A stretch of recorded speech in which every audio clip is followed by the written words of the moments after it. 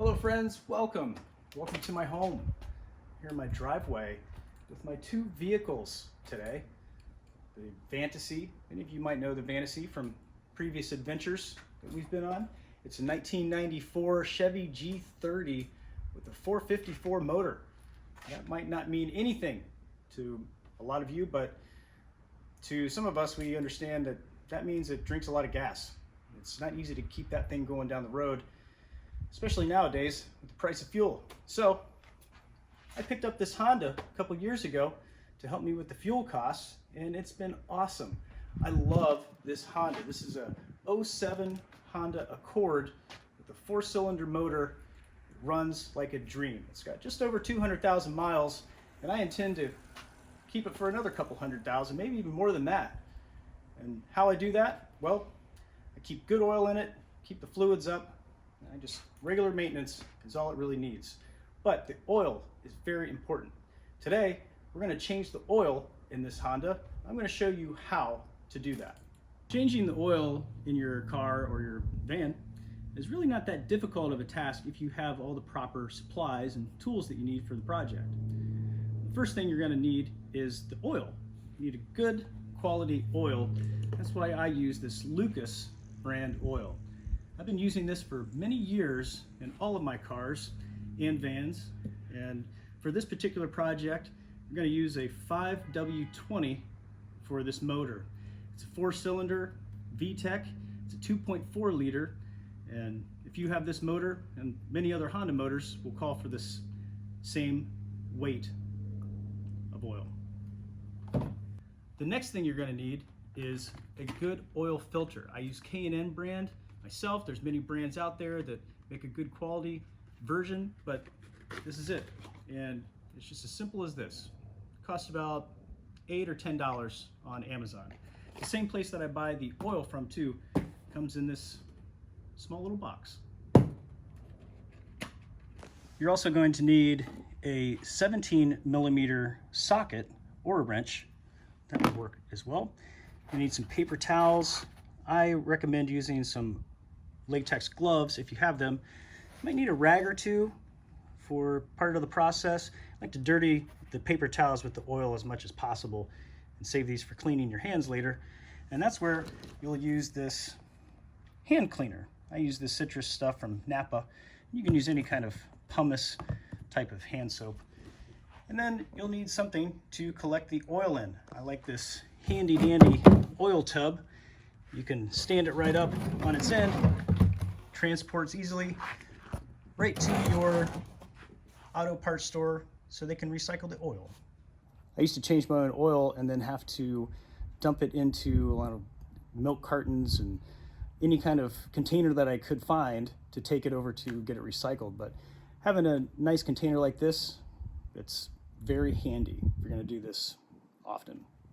Next thing you'll want is some old boxes or something to protect the ground with, just in case you don't want to spill any oil on a nice paver driveway like this. Well, it's time to lift the hood and get started. First things first, friends, gotta put these rubber gloves on. I do. It's kind of annoying to scrub off all that grease and stuff off your hands. Even though I do keep the motor block pretty clean, still gets you kind of dirty, especially when we get to the part of replacing the oil filter. So keep a couple of these around. Now, before you even start with anything on this project, make sure that the motor is cool. Don't do this when the motor's been hot, because you're going to be reaching up underneath the motor and touching things that are definitely going to be hot if you've been driving the vehicle. So just let it sit for a while and cool down, then get started. This is the motor block. So you'll see right here, two important parts of our project today is this cap and this dipstick. This cap right here tells you the motor oil requirements for the car, 5 weight 20. So first thing we're going to do is unscrew this, just set that to the side. The next thing we're going to do is pull the dipstick out. I just want to check and see if it's using a lot of oil or what the level is before we drain it, just to get an idea of what's going on with the motor.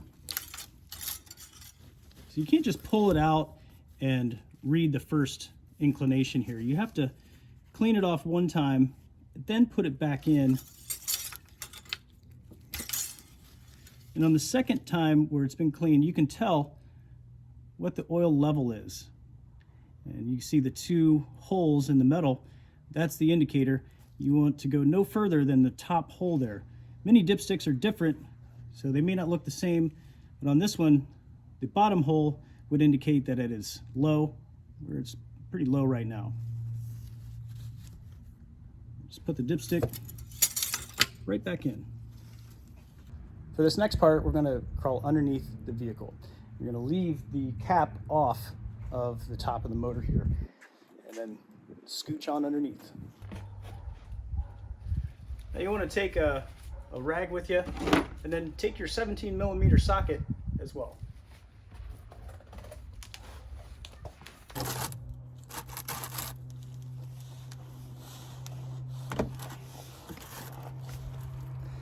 It's pretty tight in here. It'd be better if I had ramps to use to lift the car up a little bit, but I don't have those, so we're just gonna have to make do, like many of you will have to as well. You're gonna look for the right bolt to unscrew. So you're gonna look for the oil pan. You'll see a lot of oil residue around it, and just look for this single bolt.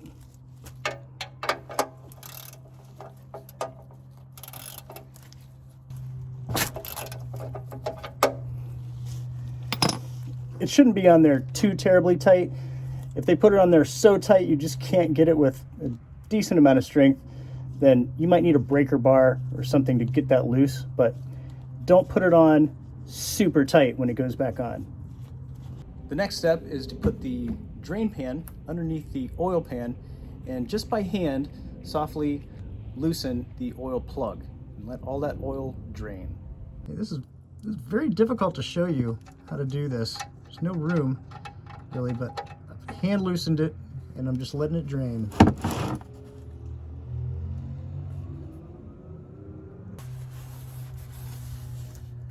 The oil's drained, and I've found the plug. I had to dig for it in the oil pan there, but I've just hand tightened it in. So I've cleaned it all off, cleaned the head off here of the bolt, and we're gonna just tighten it back up, but not too tight. You don't want to over tighten these, like I said earlier. It's very important. You don't want to just make it hard for the next guy to pull it off, and you definitely don't want to strip the threads in your oil pan. That would be very bad. So just take it easy. There should be a good quality washer on there. Sometimes you have to replace the bolt and the washer, but not every time. So as long as it's in good condition, then maybe every other time, every 3 or 4 times, change that washer that's on this bolt.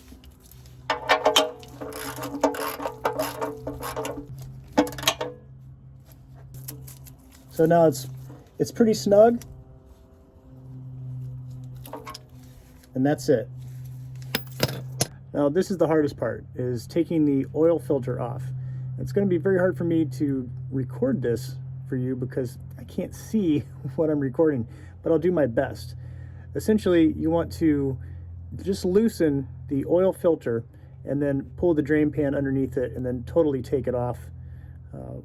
However you can fit in here and make it happen, but don't make a mess.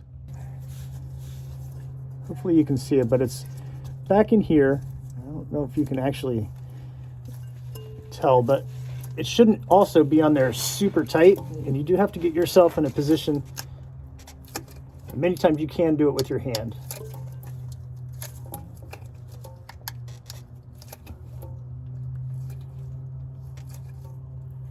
Okay, I have it just loosened a little bit.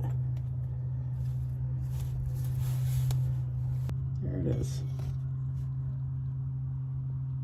Most of the dirty work is done, so I'll be moving on from those gloves. It's really hard to not make a mess, especially when you're taking off that oil filter. You never know where it's going to drain. It falls over some of the bracketing for the motor, so it's just important to make sure you have the area covered so it's an easy cleanup. Now the next thing we're going to do is prepare the new oil filter for installation. So what I do, some people might do this different, but this is how my dad taught me to do it, so this is how I do it. I fill this thing about 3/4 of the way full with oil. And it kind of seeps down in there, and I might refill it a little bit more. And then what I do, this is important, I think. Take a little bit of oil that is maybe spilled around the edge, put it on your finger, and then just run your finger around that seal a couple times. Get that oil on there, and this ensures that when you tighten it on by hand, because you do not want to over tighten this, you especially do not want to misthread or strip the threading on the male end of this on your motor block. It's big trouble if you do, and very expensive to get that fixed. So I suggest hand tightening this after you put a little bit of oil on that, so it makes a good, nice, tight seal, and you shouldn't have any kind of problems with that. Next, we're going to install the new filter and take a rag under there with us to clean off anything that might still be a little oily.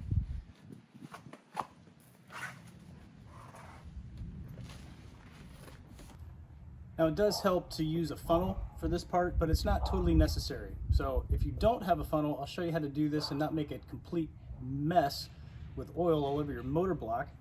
So if you notice, most oil containers are shaped like this, and you would think that you just pour it like so. Well, you make a lot less mess if you turn it around like this and pour the opposite way that you might think that it goes. So watch.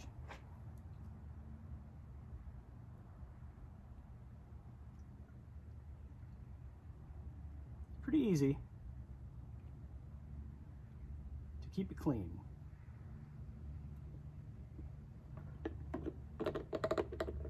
Now I just have to throw 5 more of these dudes in it, and we're ready to go.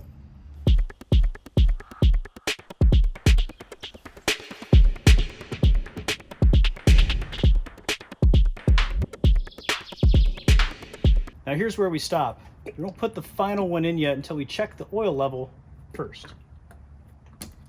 We can't totally check the oil level until we start the car and let the oil run through the motor block and get a true reading of where the oil is.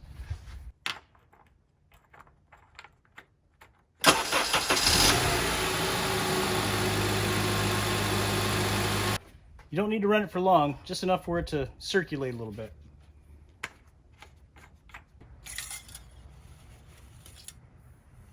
Wipe it off totally first, put it back in all the way. And it's so new, you probably can't see really where the oil is, but it's right between those two lines. I'm going to go ahead and put that the 6th quart of oil in.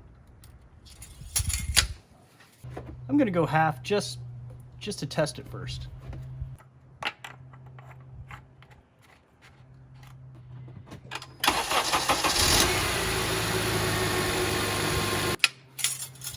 Double check. That's perfect. So if you see there, the oil is right to the top circle. It's perfect level. I'm going to leave it right there.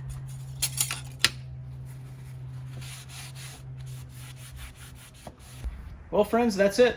We have successfully changed the oil in this 07 Honda Accord with a 2.4 liter 4-cylinder motor.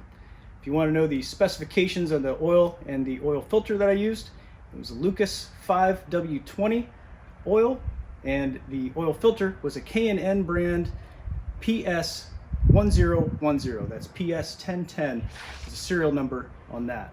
It's a very good oil filter and oil combo for this vehicle.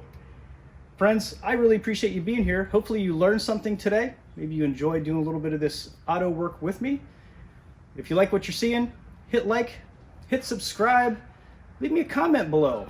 Maybe you have a different way of doing things. I'd like to know. I'll see you in the next video.